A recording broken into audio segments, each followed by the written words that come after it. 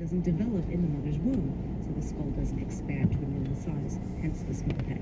And there are many things that can cause it, Dr. Alemany says. Toxoplasmosis, cytomegalovirus, syphilis, as well as rubella and genetic abnormalities. So first they need to rule out if any of those have caused these cases of microcephaly.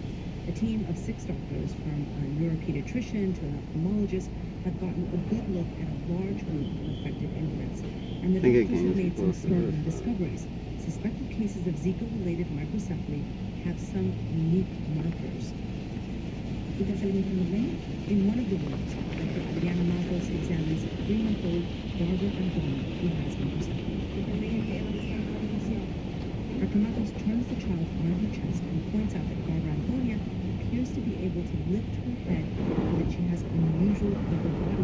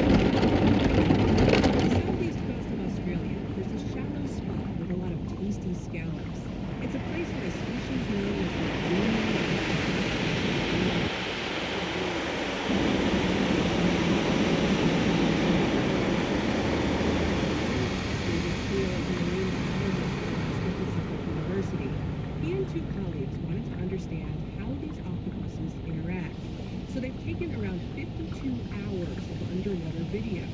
And right from the start, what they saw was dramatic.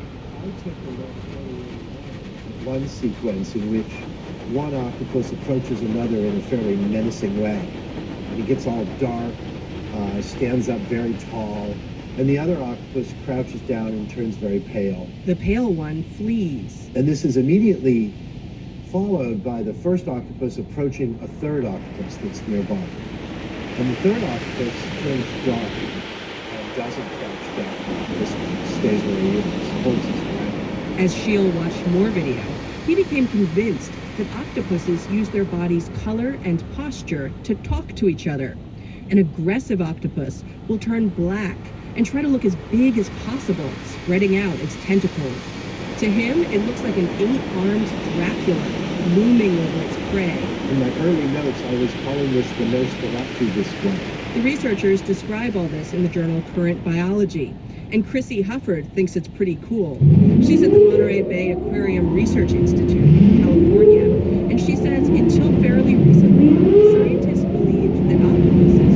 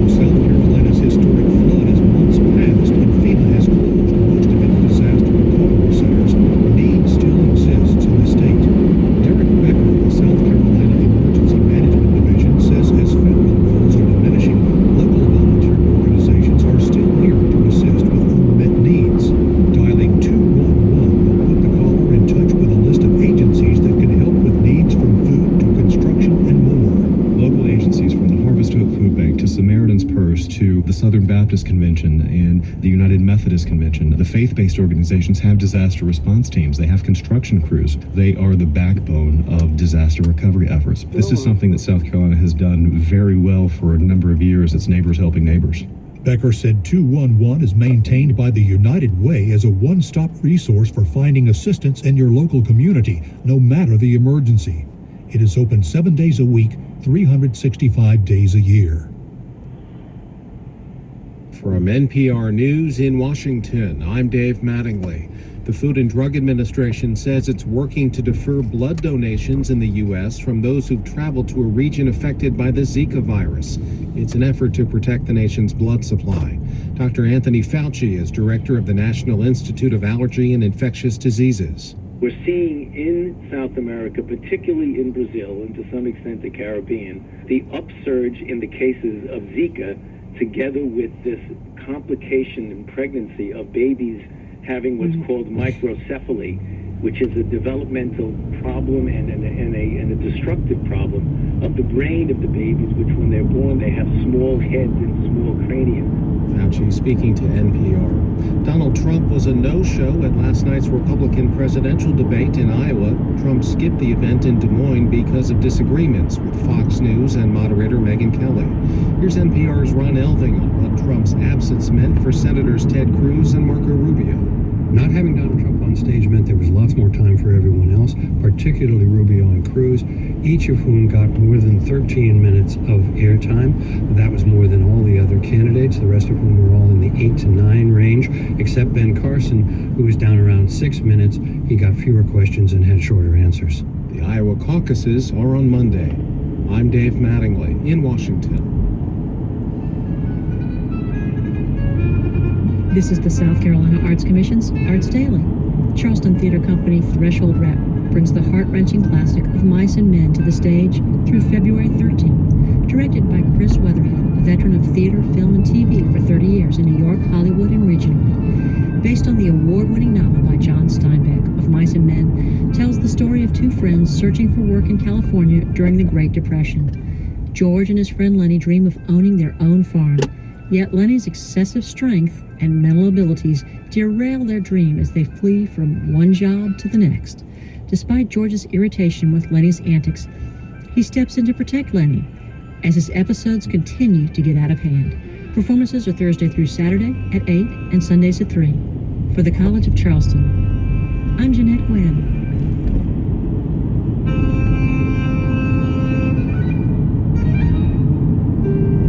This program is made possible through membership support. And Furman University, presenting a Hardness Organ Series recital by guest organist Caroline Robinson, 8 p.m. Thursday, February 11 at Daniel Memorial Chapel. For tickets, furman.edu/music tickets. Furman University, your partner in the arts.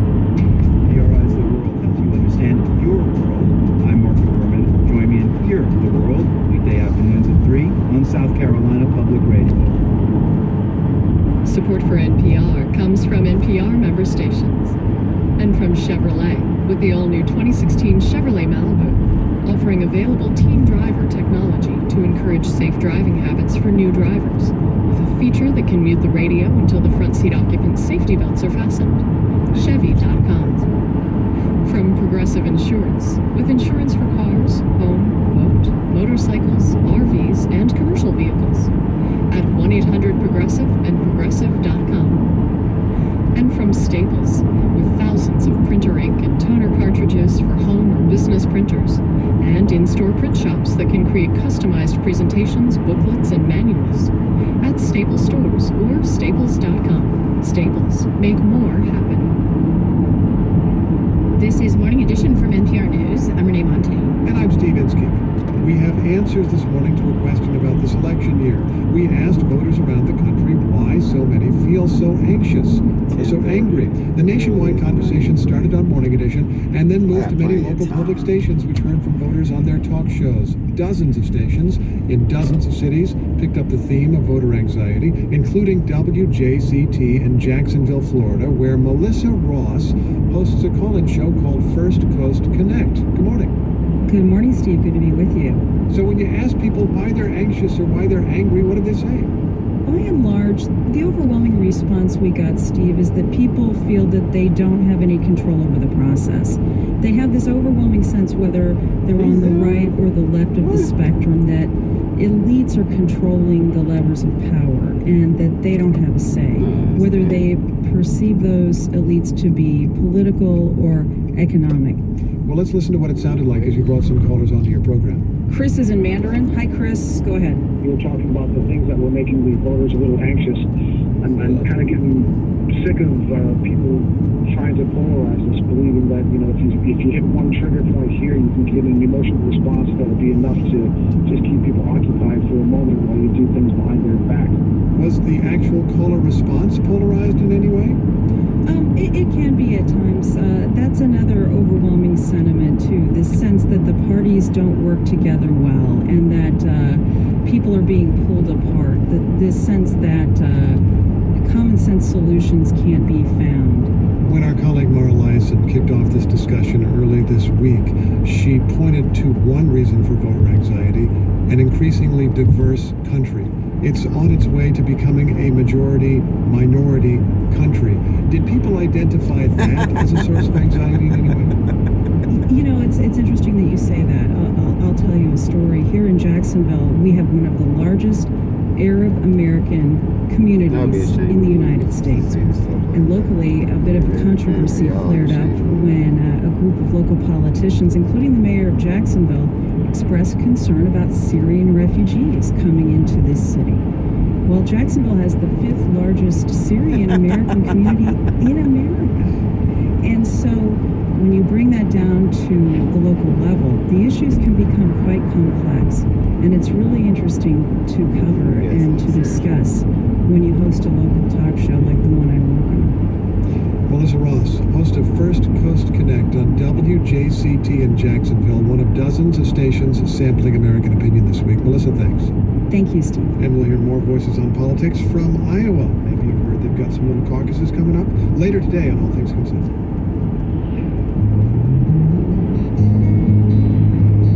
There's the music, so you know it's time again for StoryCorps. Today, a romance cut short.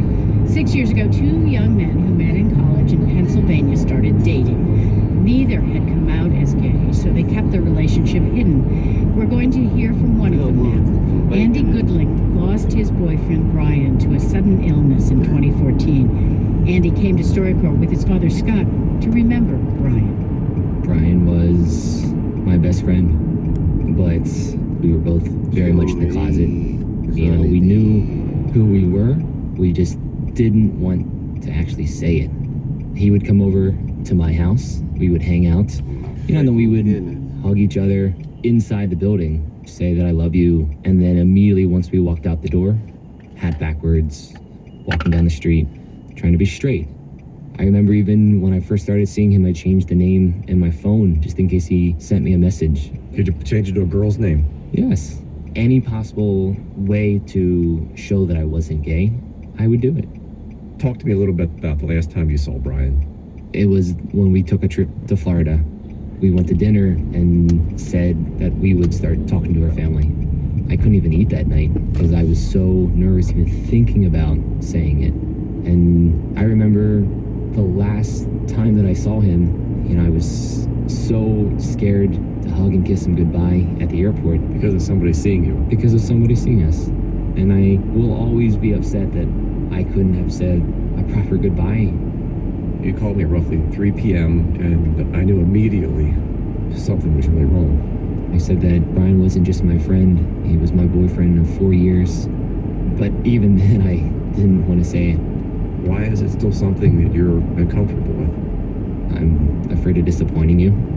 I'm afraid it doesn't fulfill the life that you probably intended for me to have. And I also didn't want to change our relationship. I've never had any of those thoughts about planning a life for you. Whatever it means for you to be happy, that's all I care about. I told you right after Brian died, anybody that's that important to you is that important to me. I remember at the funeral, his cousins came up to his girlfriends, you know, our mutual friends, and asked, do you know who his girlfriend was? You know, was it one of you?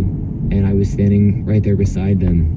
thinking this is not the time to say it, but you really don't know who Brian was.